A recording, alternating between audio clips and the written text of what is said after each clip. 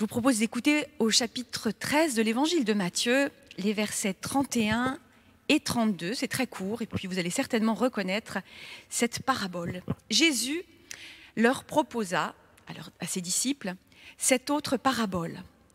Voici à quoi le règne des cieux est semblable. Une graine de moutarde qu'un homme a prise et semée dans son champ. C'est la plus petite de toutes les semences. Mais quand elle a poussé, elle est plus grande que les plantes potagères et elle devient un arbre, de sorte que les oiseaux du ciel viennent habiter dans ses branches. Amen. Ça fait un peu plus d'un an maintenant, frères et sœurs, qu'on découvre à nos dépens la puissance de l'infiniment petit. Vous savez, ce tout petit virus invisible à l'œil nu qui s'est mis à circuler à la vitesse de l'éclair, se moquant des frontières, des barrières et des nationalités, frappant n'importe qui, n'importe où, n'importe quand, obligeant des nations entières à barricader les gens, chacun chez soi, enrayant les machines économiques, même les plus rodées, se transformant et s'adaptant sans cesse pour frapper à nouveau. Bref, un virus mutant digne du pire scénario catastrophe d'Hollywood. Je ne vous apprends rien de nouveau. On pensait avoir fait le tour de la question, éviter le pire, mais voilà que ce petit virus nous surprend encore en cette fin avril 2021. On le dit tantôt anglais, sud-africain, brésilien, et il frappe encore et toujours plus fort. On en a fait l'expérience ces derniers jours d'une manière particulièrement douloureuse en Église. Alors ouf, le vaccin est là. Mais encore faut-il pouvoir se faire vacciner. Et encore faut-il s'assurer que le vaccin sera efficace contre les nouveaux variants. Ça fait plus d'un an. Plus d'un an qu'on découvre en fait que le mal peut prendre un nouveau visage. Il ne frappe plus seulement à coups d'attentats suicides, de crimes racistes, d'ouragans ou de tremblements de terre. Il frappe sous la forme d'un micro-organisme qui s'est inventé tout seul, sans responsable et sans coupable, en dépit des logiques de riches ou de pauvres, de nord ou de sud, d'est ou d'ouest. Ce n'est pas un mal qui vient nous conforter dans nos représentations habituelles, les méchants intégristes, les méchants capitalistes, les méchants communistes, les méchants racistes, etc.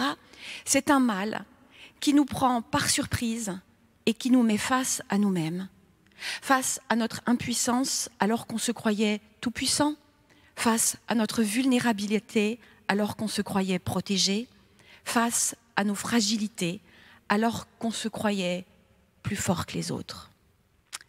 Devant ce petit virus, toutes nos défaillances ont été mises en lumière. Nos peurs, notre méfiance à l'égard des autorités, notre difficulté à respecter la loi, notre irresponsabilité. Et oui, on peut dire que ça fait mal, ça aussi. Notre foi dans le progrès, dans la technologie, dans la médecine, a été mise aussi à rude épreuve. Nous qui nous pensions invincibles. Quand je dis nous, c'est un nous très large, bien sûr, un nous de nations occidentales, industrialisées et sécularisées, qui depuis à peu près 3 siècles se croient toujours plus éclairés que les autres. Un nous dans lequel on ne se sent pas toujours très à l'aise en tant que chrétien, c'est vrai, mais un nous auquel nous avons participé par nos silences, notre passivité, notre lâcheté ou notre souci de préserver notre réputation. Et oui, c'est vrai, on s'était un peu endormi.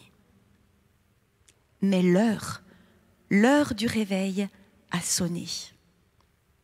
Ces derniers jours, alors que je méditais, le Seigneur m'a rappelé la parabole de la graine de moutarde. L'histoire, vous l'avez entendu, de cette minuscule graine jetée dans un champ par un homme. Une petite graine de rien du tout, mais qui germe et qui pousse. Et la voilà qui dépasse toutes les autres plantes potagères et qui finit par devenir un arbuste dans lequel les oiseaux du ciel trouvent leur abri. Le tout petit qui devient le plus grand, l'invisible qui finit par devenir essentiel, le fragile qui devient fort. Tel est le royaume des cieux, nous dit Jésus. Nous connaissons bien cette parabole. Nous l'avons entendue tant de fois. Mais est-ce que nous réalisons vraiment ce qu'elle signifie pour nous? Est-ce que nous prenons la mesure de la réalité qu'elle révèle? Le royaume des cieux, c'est peut-être un peu abstrait pour vous, mais justement, cette histoire de petites graines nous parle d'une réalité presque invisible ou insignifiante et qui pourtant va supplanter toutes les autres. Elle nous parle d'une espérance qui transforme nos vies et qui transforme le monde. Après l'événement tragique du Vendredi Saint, quand Jésus est mort sur la croix, les disciples ont vraiment cru que tout était fini, foutu. Tout ce sur quoi ils avaient misé avait disparu, envolé en fumée. Non seulement leur Messie était mort, mais en plus de ça, il était mort comme un brigand sans gloire ni panache. Tout ce qu'ils possédaient, ils l'avaient abandonné, leurs filets, leurs barques, leur comptoir de taxes, leur réputation, leur famille. Et tout l'espoir qu'ils avaient mis en Jésus était réduit en miettes. Mais quand ils ont trouvé le tombeau vide, et quand ils ont réalisé que Christ était revenu de la mort, cela a fait l'effet d'une déflagration en eux. Une explosion de joie, de sens et de vie. Un peu, vous savez, comme si tout prenait du relief, comme quand vous passez d'une vision en 2 dimensions à une vision en 3, voire 4 dimensions. L'événement miraculeux de la résurrection a eu lieu dans le tombeau de Jésus d'abord, bien sûr, mais quelques heures plus tard, il a lieu dans leur cœur qui était devenu le tombeau de leur foi. Pâques a pulvérisé la mort, la désespérance, la culpabilité et la peur. La petite graine jetée en terre a alors explosé en multiples racines et tiges, et puis elle a poussé, arrosée par le Saint-Esprit qui s'est déversé sur les disciples au moment de la Pentecôte. Et puis elle est devenue un arbre bien visible que nul ne pouvait déraciner ou ignorer, un arbre suffisamment solide et feuillu pour que des oiseaux viennent y nicher.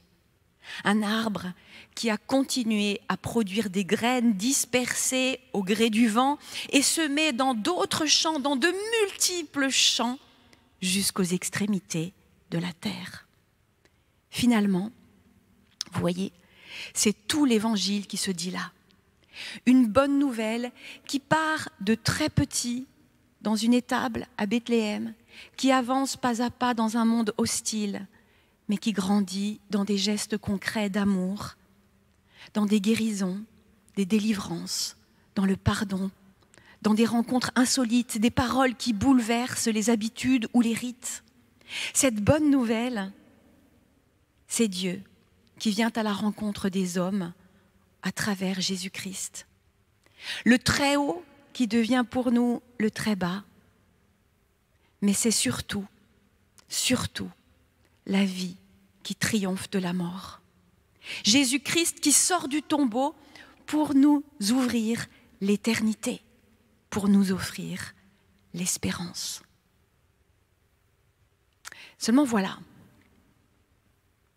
cette nouvelle-là ne serait pas une bonne nouvelle pour nous si elle n'avait pas pris racine un jour, si elle ne nous avait pas contaminés nous aussi. Oui, je sais, c'est un peu osé dans notre contexte actuel. L'image de la petite graine est bien sûr plus joyeuse et plus sympathique que celle d'un virus. Pourtant, j'ose le dire, la bonne nouvelle de Pâques est une réalité virale et puissante, dont nous n'avons pas fini de constater les effets sur nous et sur le monde. Une réalité qui peut sembler nulle au départ, insignifiante pour beaucoup, mais qui devient réellement contagieuse, puissante et incontournable au fur et à mesure qu'elle grandit. Dans sa première lettre, l'apôtre Pierre nous parle ainsi d'une espérance vivante. Il écrit « Bénissons Dieu, le Père de notre Seigneur Jésus-Christ. Dans sa grande bonté, il nous a fait naître à une vie nouvelle en ressuscitant Jésus-Christ d'entre les morts. C'est pour que nous ayons une espérance vivante. » En ressuscitant Jésus d'entre les morts, Dieu a donc voulu faire naître chacun de nous à une vie nouvelle. C'est comme s'il avait jeté le doute dans nos vies, le doute sur le fait que la mort aurait à jamais le dernier mot, qu'elle serait notre seul avenir, notre fatalité. En ressuscitant Jésus d'entre les morts, Dieu a complètement changé la donne.